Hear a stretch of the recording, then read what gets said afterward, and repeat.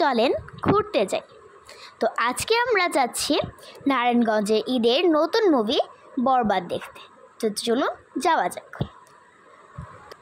তো আমাদের সবার কাছে বাইরে যাওয়ার সময় একটা প্রস্তুতি দরকার হয়, এবং আমার কাছে প্রস্তুতি মানে সাজগোজ। আমি সাজতে অনেক পছন্দ করি এবং আজকে বাইরে যাচ্ছি তার জন্য একটু রেডি হচ্ছিলাম। আমার এমনিতে অত ভারী সাজ ভালো লাগে না, আমি সিম্পলভাবে লিপস্টিক, মাঝে মাঝে ভাল লাগে কাজল এবং মাথাটা সিম্পলভাবে বেঁধে নেওয়া, এরকম করে আমি আমার প্রস্তুতি নিচ্ছিলাম। এবং আমি মনে মনে অনেক খুশি, কারণ অনেক দিন পর মা বাবার সাথে একটি মুভি দেখতে যাচ্ছি। So let's go. I'm ready for watching movie.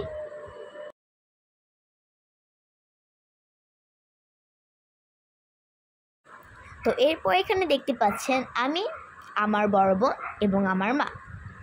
এরপর আমরা বাড়ি থেকে নেমে একটি অটোরিকশা নিয়ে নিলাম, এবং আমার সবচেয়ে পছন্দের একটি বাহন হলো অটোরিকশা।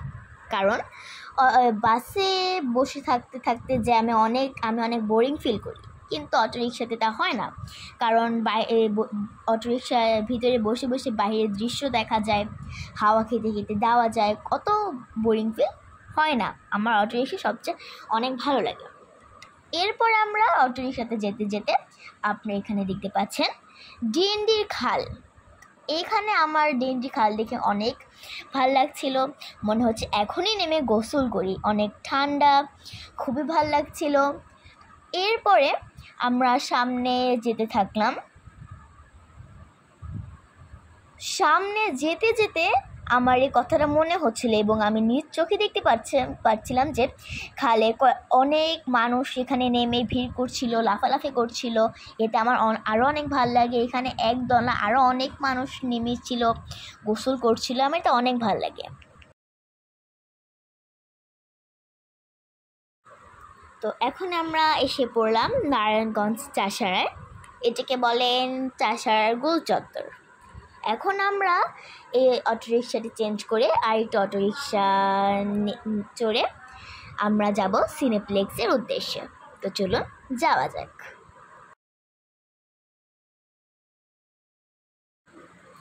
এখন আমরা যাচ্ছি সিনেপ্লেক্সে।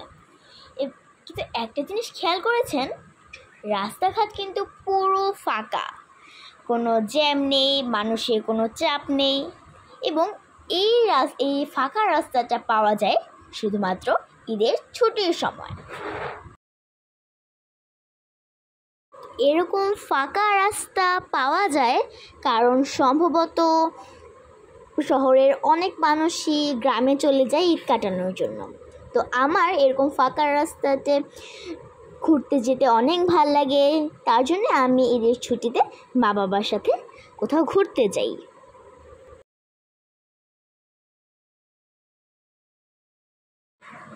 তো আমরা চলে আসলাম সিনেপ্লেক্সে।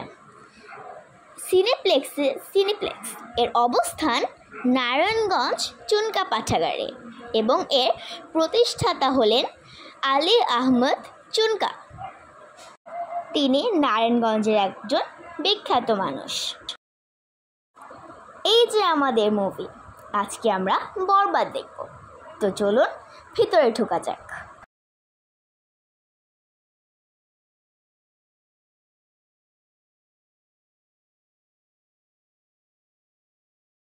তো এই হলো ভিতরের পরিবেশ, যা অনেক সুন্দর গোছালো।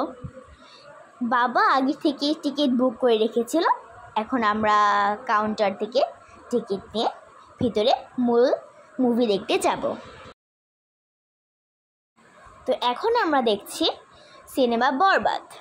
সিনেমা হলে মোবাইল বা ক্যামেরা ব্যবহার করা নিষেধ। মুভির ইন্টারভেলে দেখা হচ্ছে। মুভির অর্ধেক হয়ে গিয়েছে, এখন বিরতি চলছে। এখন আমি বাবার সাথে বের হলাম কিছু স্ন্যাক্স কেনার জন্য। দেখি বাইরে গিয়ে কী কেনা যায়।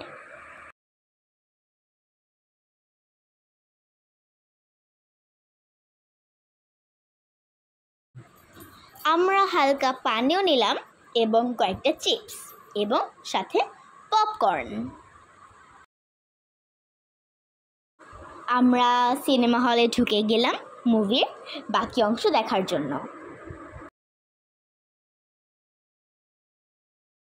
1 hour later. সিনেমা শেষ, আমরা এখন সিনেপ্লেক্স থেকে বের হলাম।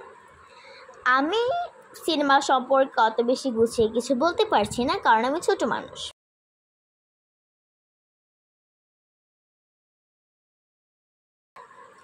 এক কথায় বলতে গিয়ে মুভিটি চমৎকার। আমি মা বাবার সাথে মুভিটি দেখে খুব আনন্দ পেয়েছি।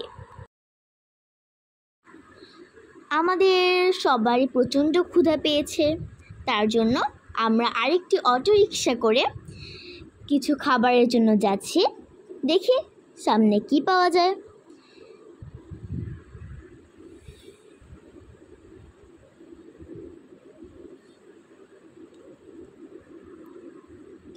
এই যে দেখতে পাচ্ছেন, আমি, আমার বড় বোন এবং আমার মা, শুধু আমারই ক্ষুধা পায়নি, আমাদের সবারই ক্ষুধা পেয়ে দেখছেন কীরকম মুখ শুকিয়ে গিয়েছে। তো সামনে যাই, দেখি কি পাওয়া যায়। তো আমরা এই তো চলে আসলাম নারায়ণগঞ্জ শহীদ মিনার। নামার পরে আমরা জুস দেখতে পেলাম, বট ভাজা, সেদ্ধ ডিম, এরপরে আমরা আরও অনেক জিনিস দেখেছি এরকম ফল, কিন্তু আমরা এগুলো না খেয়ে শহীদ মিনারের ভিতরে ঢুকলাম। এইখানে সবসময় অনেক জমজমাট থাকে, অনেক মানুষ আছে, ফুলওয়ালি ফুল বেচছে, কিন্তু এখানে ভিতরে ঢুকে সবচেয়ে বেশি দেখা যাচ্ছে ফুচকাওয়ালা ফুচকা বিক্রি করছে, এবং আমাদের সবারই ফুচকা অনেক পছন্দ। আমরা ফুচকা খেতে অনেক ভালোবাসি। কিন্তু আপনাদেরকে আগে চলুন শহীদ মিনারটা ঘুরে দেখা যাক। এই শহীদ মিনারের আশেপাশে সবসময় অনেক মানুষ থাকে, ওনারা এসে আড্ডা দেয়। এই জায়গাটা সবসময় অনেক জমজমাট থাকে। তো আপনারা এখন সামনে যে লোকটিকে দেখতে পাচ্ছেন, তিনি হলেন আমার বাবা, যে এতক্ষণ আমার ভিডিও করছিলেন। এখন উনি আমাদের সবার জন্য একটু ভারী খাবারের খোঁজ করছিলেন, এবং আমার মা এবং আমার বোনের সাথে কথা বলছিলেন।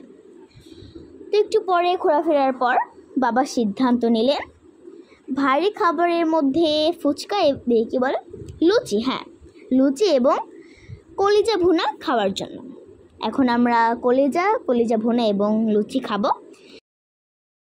তো এই যে দেখতে পাচ্ছেন মজাদার কলিজা ভুনা এবং সুস্বাদু লুচি।